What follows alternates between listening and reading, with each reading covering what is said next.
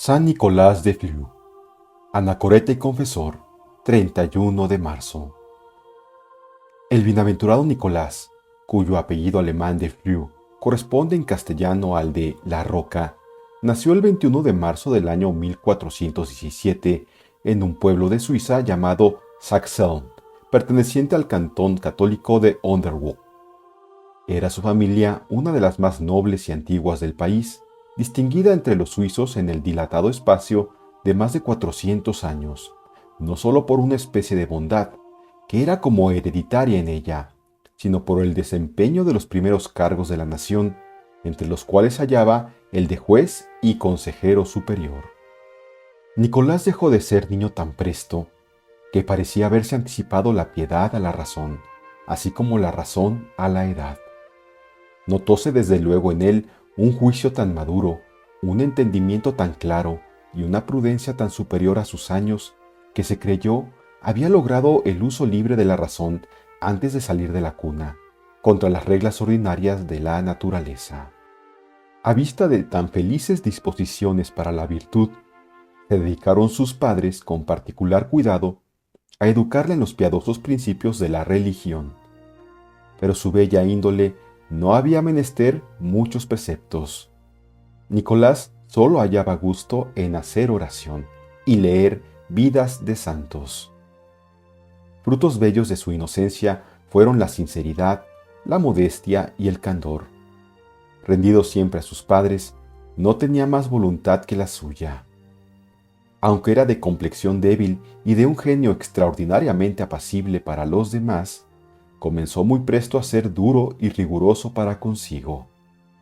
Movido del ejemplo de su patrón San Nicolás, ayunaba regularmente 4 veces a la semana y mortificaba su delicado cuerpecillo con otras muchas penitencias. En aquellos tiempos, las riquezas de Suiza consistían principalmente en ganados, granjas, pastos y dehesas, por lo que era ordinario que los jóvenes e incluso los hijos de familias acomodadas y ricas se ocuparon en el inocente oficio de pastores. El grande amor que nuestro Nicolás profesaba a la soledad y a la oración le hacía hallar todas sus delicias en el apartamiento, y hubiera tomado este apacible oficio si la total subordinación a la voluntad de sus padres no sirviese de estorbo a la ejecución de un intento tan conforme a su inclinación y genio. La vista de los campos le inspiraba tanto amor al desierto, que desde luego se hubiera retirado a él, pero quería el Señor que Nicolás fuese modelo de perfectos cristianos en diferentes estados. Contrae matrimonio. No obstante el deseo que tenía de mantenerse en el estado del celibato, Nicolás se vio precisado a sacrificar su natural repugnancia en obsequio de la obediencia, y, por condescender con sus padres, consintió en contraer matrimonio con una virtuosa doncella llamada Dorotea. Y como era Dios el autor de esta dichosa boda, ni la unión pudo ser más estrecha, ni el matrimonio más feliz. Pegáronse presto a Dorotea todas las virtuosas inclinaciones y todos los devotos ejercicios de su esposo, y por el arreglo de las costumbres, las obras de caridad, la concordia de las voluntades, el buen régimen y la modestia de la familia, aquel hogar parecía una casa religiosa. Nicolás, sin aflojar en sus penitencias ordinarias, iba creciendo cada día en devoción. Levantábase regularmente a medianoche y pasaba en oración más de 2 horas. Encendíase más y más por instantes la tierna devoción que profesaba a la Santísima Virgen, devoción que parecía ser en él como otra naturaleza, pues era muy rara la conversación en que no hablara, como hombre verdaderamente arrebatado, de las excelencias, del poder y de la bondad de esta tiernísima madre. Traía continuamente en la mano el rosario, que rezaba muchas veces cada día, siendo esta la devoción de su cariño y la que llenaba todos los espacios que le dejaban libres las demás ocupaciones. Su confianza en la soberana Reina de los Ángeles era absoluta, y aún se dice que muchas veces en el decurso de su vida recibió la visita de esta celestial señora. Favorecióle el Señor con 10 hijos, 5 varones y 5 hembras. a todos dio con sus instrucciones y ejemplos tan bella educación, que tuvo el consuelo de dejarlos herederos más de un rico tesoro espiritual que de bienes materiales. Juan, su primogénito, y Gauterio, el tercero de sus hijos, fueron sucesivamente gobernadores del cantón y desempeñaron con honor este empleo. Nicolás, el menor de todos, fue uno de los más ejemplares sacerdotes de su tiempo, y toda aquella santa familia acreditó la eminente virtud de su bienaventurado padre. Soldado y hombre de Estado. Por las leyes del país, se vio obligado Nicolás a prestar servicio de armas por algún tiempo, y pareció que la divina providencia le había conducido al ejército para contener las licencias de los soldados y dar a todos raros ejemplos de perfección cristiana. Un día, queriendo sus conciudadanos quemar el convento de Caterinental en el que se había refugiado la tropa enemiga, Nicolás se opuso enérgicamente. «Hermanos», les dijo, «no manchéis con la crueldad la victoria que Dios os ha hecho conseguir». Gracias a su intervención se salvó el convento. Era naturalmente esforzado, intrépido y excelente oficial. Quisieron premiar sus virtudes y servicios y le eligieron juez y consejero superior, a pesar de su resistencia. Desempeñó ambos cargos durante 19 años, cumpliendo fielmente sus obligaciones. Estas elevadas funciones no le impedían atender a la salvación de su alma. Su oración habitual, que se ha hecho célebre y popular en los cantones suizos, era la siguiente: Señor y Dios mío, quitad de mí todo lo que me impide ir a vos. Señor y Dios mío, concededme todo lo que me pueda llevar hacia vos. Señor y Dios mío, haced que no haya en mí nada que no sea vuestro y que me entregue a vos por completo. Esta vida, aunque tan ajustada, no le satisfacía y suspiraba continuamente por la soledad. A la edad de 50 años, hallándose sumido en una profunda meditación, oyó una voz que le decía: «Nicolás, ¿por qué te inquietas? No te preocupes más que de hacer la voluntad de Dios y no confíes en tus propias fuerzas. No hay nada más agradable a Dios que servirle con abandono y buena voluntad». Poco después, oyó una voz interior que le decía: «Abandona todo lo que amas y Dios mismo cuidará de ti». Comprendió que Dios le pedía que abandonase a su mujer, a sus hijos, su casa y cuanto poseía, como en otro tiempo hicieron los apóstoles, para servir a Jesús. Tuvo que sostener largo y penoso combate, pero al fin triunfó la gracia, y tomó la inquebrantable resolución de abandonarlo todo para seguir el llamamiento divino. Desde luego solicitó el consentimiento de su esposa. Esta oró, pidió consejo a amigos ilustrados y por último accedió. La mayor parte de los hijos estaban ya criados, y en cuanto a los más jóvenes, la madre prometió educarlos en la doctrina cristiana. Se despide de su mujer y de sus hijos para retirarse a la soledad. Una vez arreglados todos sus negocios, despidióse de su mujer y de sus hijos, les declaró cuán de corazón les agradecía el cariño que le habían profesado y se alejó descalzo, vestido con una larga túnica de tela burda y con un rosario en la mano. De esta suerte salió de su patria, sin dinero y sin provisiones.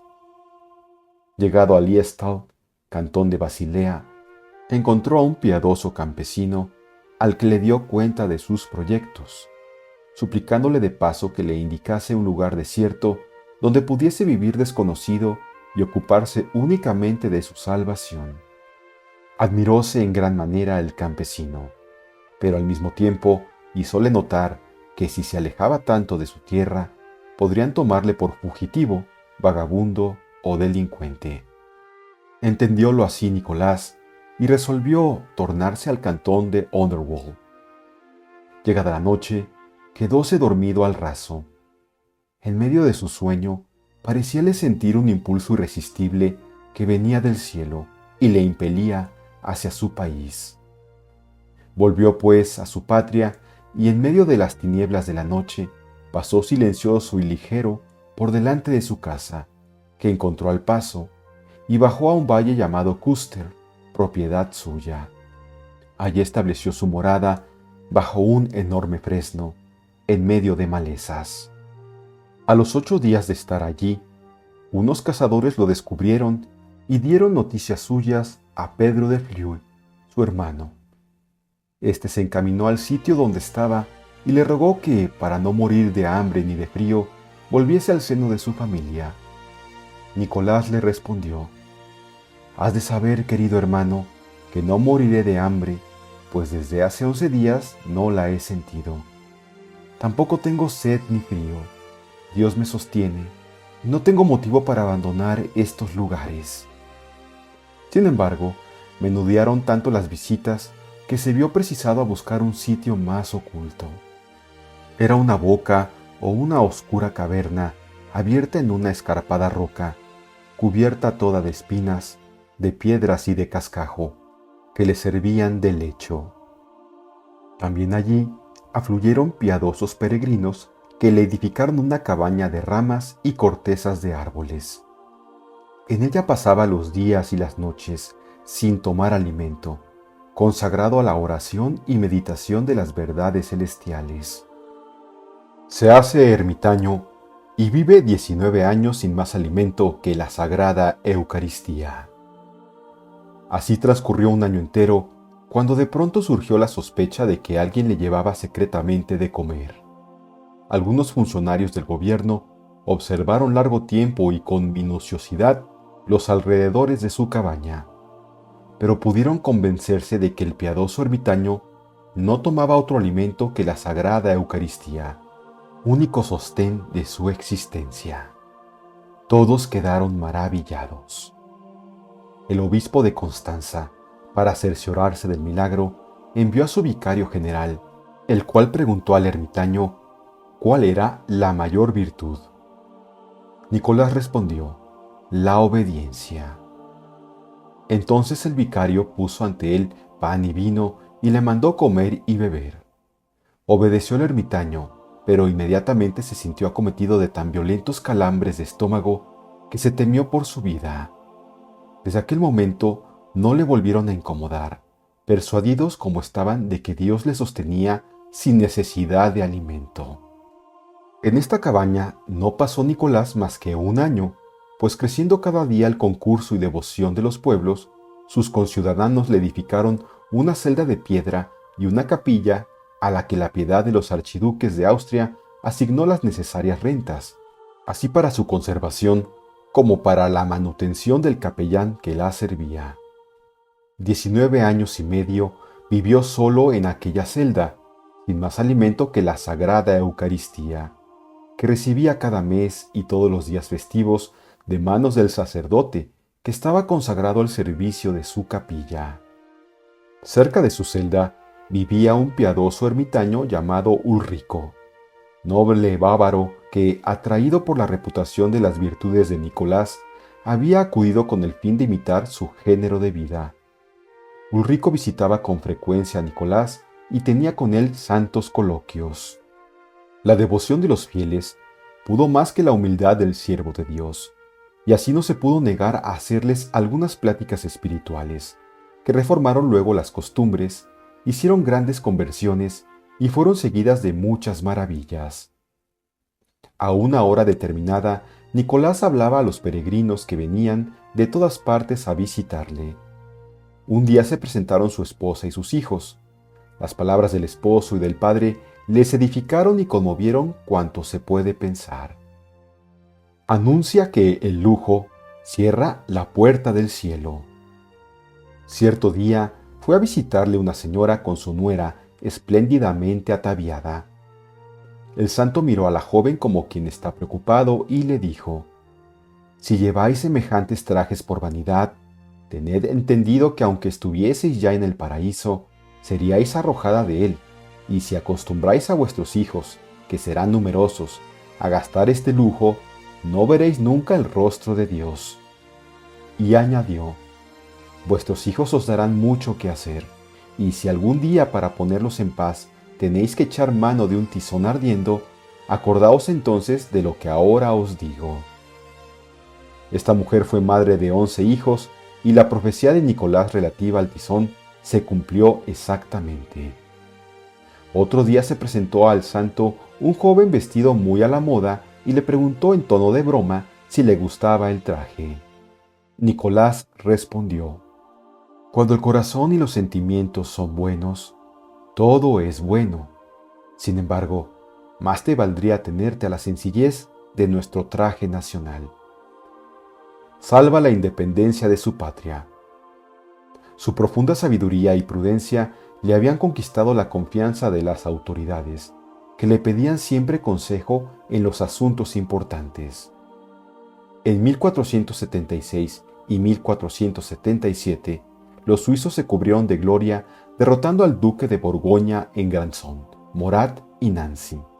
Pero no tardaron en surgir entre ellos disentimientos y rivalidades con motivo de la distribución del botín y de la admisión de las ciudades de Friburgo y Soleura en la Confederación.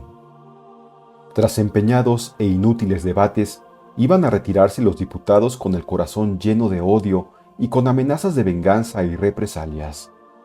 Todo hacía presagiar una guerra civil.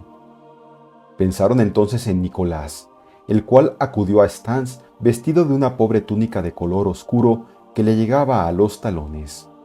Iba con los pies descalzos y la cabeza descubierta, apoyándose con una mano en un palo y llevando en la otra un rosario. Al presentarse el santo anciano ante la asamblea, todos se levantaron e inclinaron con respeto. Tomó la palabra y en un discurso lleno de sencillez, de fe, de emoción y de patriotismo, hizo oír a sus compatriotas el lenguaje de la justicia, del desinterés, de la caridad cristiana, de la concordia y de la paz. La gracia de Dios acompañaba al santo Anacoreta y en una hora quedaron allanadas todas las dificultades. No era fácil resistir a la voz de un hombre a quien Dios favorecía tan extraordinariamente con el don de profecía y de milagros. Se admitieron en la Confederación los cantones de Friburgo y Soleura.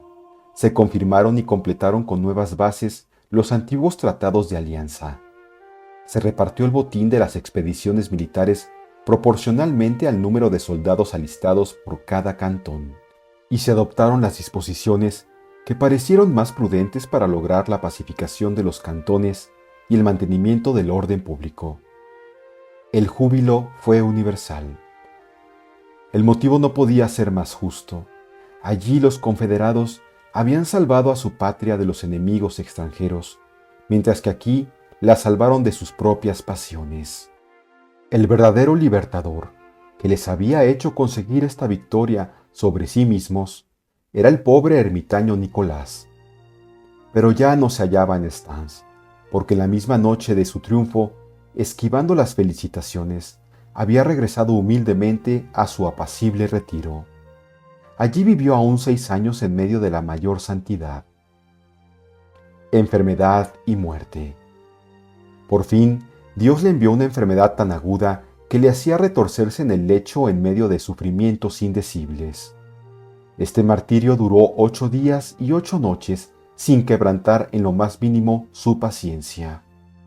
Exhortaba a los que iban a verle a vivir de modo que su conciencia no temiese la muerte. La muerte es terrible, decía, pero es mucho más terrible caer en las manos del Dios vivo. Mientras tanto, se calmaron bastante sus dolores y pidió la extrema unción y el cuerpo adorable del Salvador, que recibió con fervor admirable. Cerca del moribundo estaban su fiel compañero, Fray Ulrico, y su amigo el cura de Stans. Por último, acudieron la piadosa esposa y los hijos del solitario para recibir sus últimas recomendaciones y darle el postrer adiós. Nicolás de Fleury dio gracias a Dios por todos los beneficios que le había dispensado, hizo un esfuerzo para practicar el último acto de adoración en la tierra y murió con la muerte de los justos el 21 de marzo de 1487, a los 70 de su edad, después de haber pasado 20 en el desierto. Toda Suiza le lloró como a un padre y Él la sigue protegiendo desde el cielo. Quiere el Señor que sus oraciones logren reducir de nuevo a todos los habitantes de los cantones a la santa fe de sus padres, a la fe de los valientes que fundaron la independencia de Suiza, mediante la cual se puede conquistar no solo la patria terrena, sino también la patria eterna del cielo. El día siguiente al de su felicísimo tránsito, fue llevado el santo cadáver con extraordinaria pompa a la iglesia de Saint-Selm, donde se le dio sepultura.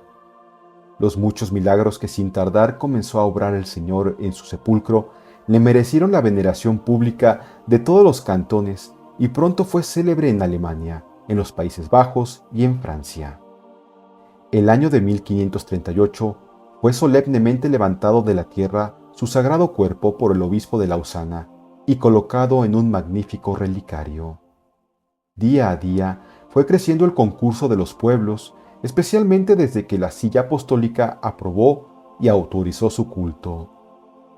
En dicho relicario se ven, entre otros adornos, condecoraciones de órdenes militares, testimonio del valor de nuestro héroe y de sus descendientes, que han tenido a gloria juntar la suya con la de su ilustre antepasado. El 21 de marzo de 1887 celebró la República Suiza el cuarto centenario de la gloriosa muerte del santo. 2 años antes, el gobierno y el clero de Obwalden habían empezado los preparativos para tan extraordinaria solemnidad religiosa y nacional. Fue canonizado por su santidad Pío XII en mayo de 1947.